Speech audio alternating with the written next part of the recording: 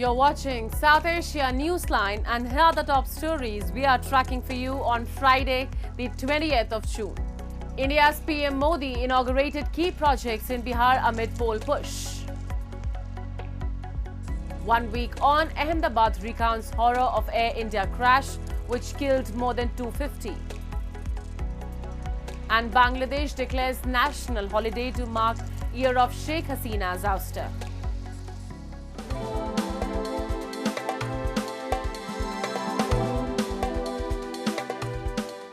And now for all the details. India's Prime Minister Narendra Modi on Friday inaugurated and laid the foundation stone of 32 development projects worth rupees 5,735 crore in Bihar's Siwan ahead of the upcoming state assembly elections. The projects span water, rail, power, urban development and connectivity, including 22 urban schemes. Modi flagged off a new Vande Bharat Express between Patliputra and Gorakhpur and inaugurated the Vaishali-Deoria rail line, built at over rupees 400 crore. He also announced that locomotive engines manufactured in Bihar's Madhaura rail factory will be exported to Africa.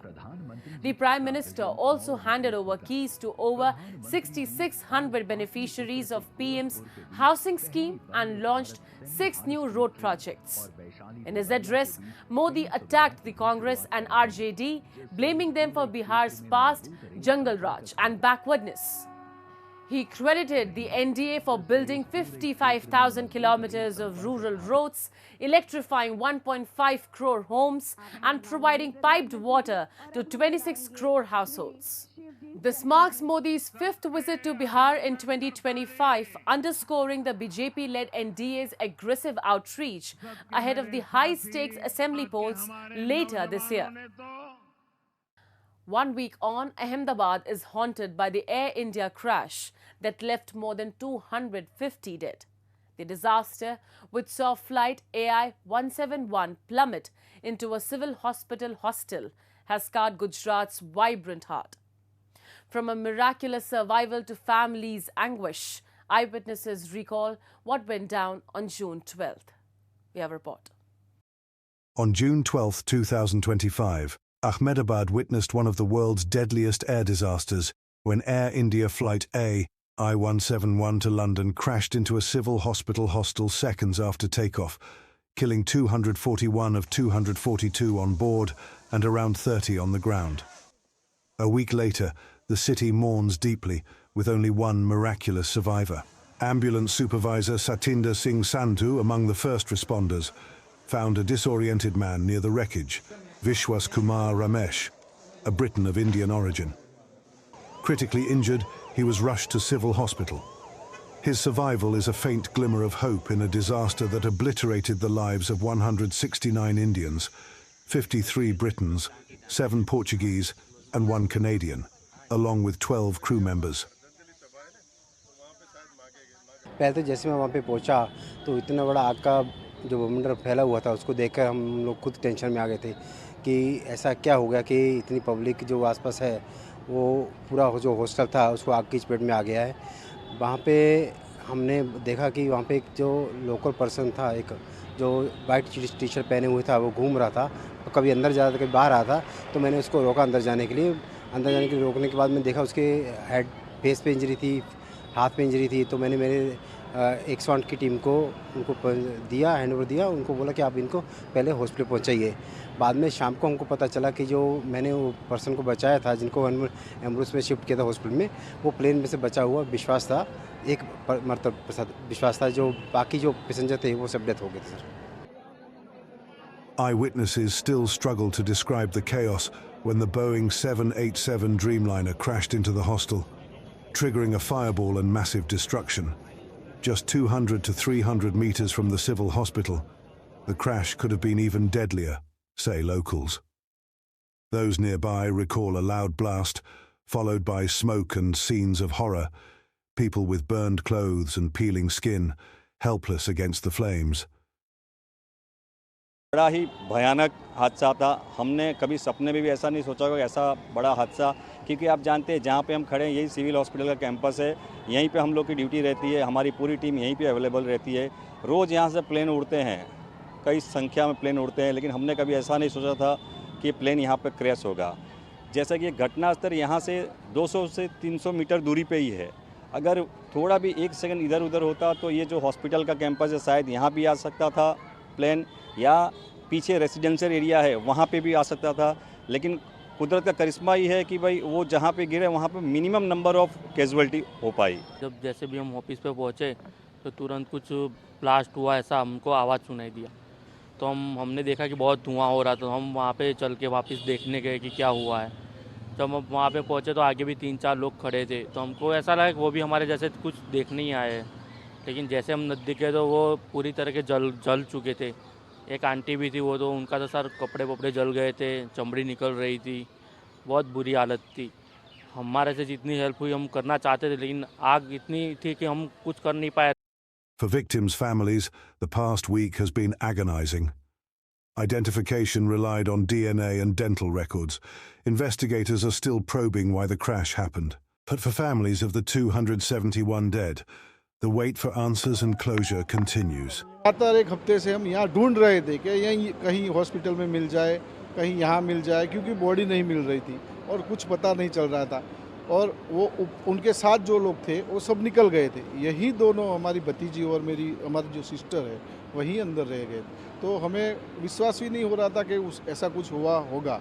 तो हम अपनी तरह से अलग अलग hospital में भी ढूंढ रहे थे, अलग अलग जगह से एक हफ्ते से ढूंढ ही रहे थे। लेकिन कल जब शाम को यहाँ सिविल में से ऐसा मैसेज आया, आपका डीएनए, हमारा जो डीएनए लिया हुआ था वो मैच हो गया है, तो ऐसा लगा, हादसा लगा कि चलो कुदरत ने हमारे साथ भी बुरा ही किया। And Pakistan faces fresh outrage over enforced disappearances in Balochistan. In Turbat, a Baloch rights group has launched a sit-in protest demanding the release of detained human rights leaders, including Dr. Maharang Baloch. Leading Baloch human rights body, Baloch Yakjeti Committee has organized a 3-day sit-in protest against the illegal detention of leading Baloch human rights leaders starting Thursday. Baloch Yakjeti, in a post on Platform X, said that it has organized the protest in front of the Turbat Press Club against the illegal detention of key members of its leadership, such as Mahrang Baloch and Bebarg Baloch, who are illegally detained by Pakistani authorities. In another post, the BYC noted that their camp demands the immediate and safe release of all detained their leaders, including Dr. Mahrang Baloch, Bibo, Gulzadi and others, who are imprisoned simply for defending human rights. On June 22nd, it will be 3 months since Dr. Mahrang and others were detained. Civilians are abducted by state forces without due process in Balochistan. Human rights groups have long accused Pakistani authorities of using enforced disappearance as a tool to suppress dissent and intimidate communities in restive regions. Pakistani authorities have routinely denied involvement. However, rights organizations and Baloch civil society groups continue to protest in and outside of Pakistan for carrying out systematic abductions, with a focus on students, political workers, and residents of conflict-affected areas by the country's security forces and intelligence services. And August 5th will mark a year since the ouster of Sheikh Hasina's government in Bangladesh. And to commemorate the date, the interim government has declared it Student People's Uprising Day and announced a nationwide public holiday. On August 5th last year, Hasina fled the country as a violent mob approached her residence, which was later ransacked. Cultural Affairs Advisor Mustafa Sarwar Farooqi announced that events will be held from July 14th to August 5th, including the unveiling of July Charter of Demands by the so-called uprising. Hasina's party, Awami League, now banned under anti-terror laws, alleges the protests were led by Islamic radicals and aimed to assassinate Hasina. Since her ouster, minority communities, especially Hindus, have faced rising attacks. The interim government under Muhammad Yunus has now released several prisoners accused of terrorism. Elections are expected before Ramadan next year. Taliban authorities in southern Afghanistan have imposed a sweeping ban on smartphones in all schools and madrasas across Kandahar province, a move they claim will enforce educational discipline and align with Islamic values. The order, issued by the Provincial Education Department, prohibits students, teachers and administrative staff from bringing smartphones onto school grounds. The Education Department's directive announced this week bans smartphones to prevent what officials called the destruction of the future generation. The statement emphasized that the decision was rooted in a Sharia perspective, aiming to foster focus on studies and shield students from distraction posed by digital devices. The ban extends to madrasas or Islamic religious schools, aligning with the Taliban's broader efforts to limit access to modern technology and visual media.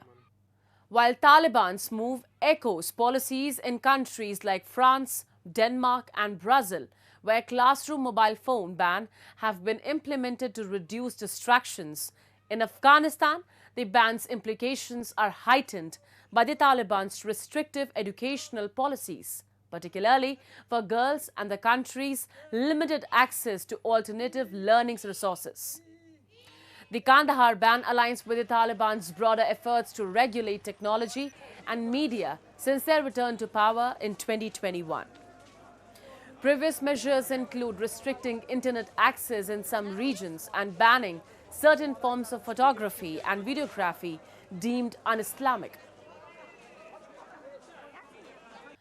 Moving on, the Sericulture Development Department in India's Jammu and Kashmir has organized a cocoon auction market to benefit farmers. This special initiative is empowering a large number of farmers to get fair prices for their produce and generate good revenue. Cocoon rearing is a key livelihood in the region.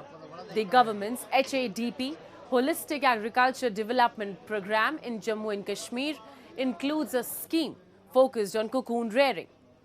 It is also empowering women farmers with resources and financial assistance to support their cocoon rearing activities.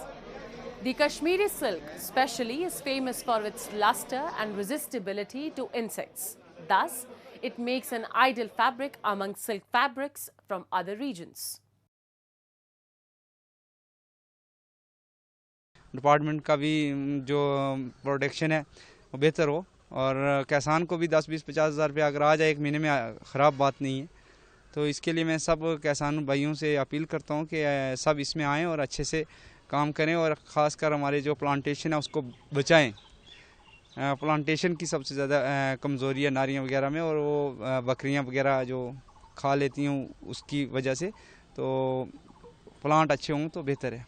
अभी जो तकरीबन हमारा जो है sericulture में जो है तकरीबन यहाँ 10 दिन मंडी हो गई है और मुझे लगता है कि 10 दिन में हम 3 करोड़ से क्रॉस करके आमदनी जो है हमारी वो 3 करोड़ से आगे निकल चुकी है। और अभी जो है पूरा महीना हमें और भी जून का महीने में हमारी मार्केट जो है नौशहरा में भी अभी चलनी है। तो इस हिसाब से मैं तमाम अपने किसान भाइयों से हमारे HADP प्रोग्राम और भी सेरिकल्चर के रिलेटेड जो हैं अलाइड डिपार्टमेंट एग्रीकल्चर के वो सभी मुश्तरका आपस में इकट्ठे होके एक ड्राइव चला रहे हैं कि किसानों की आमदनी को दुगना करने के लिए। That's all in tonight's edition. We will see you same time next week. Have a great weekend. Good night.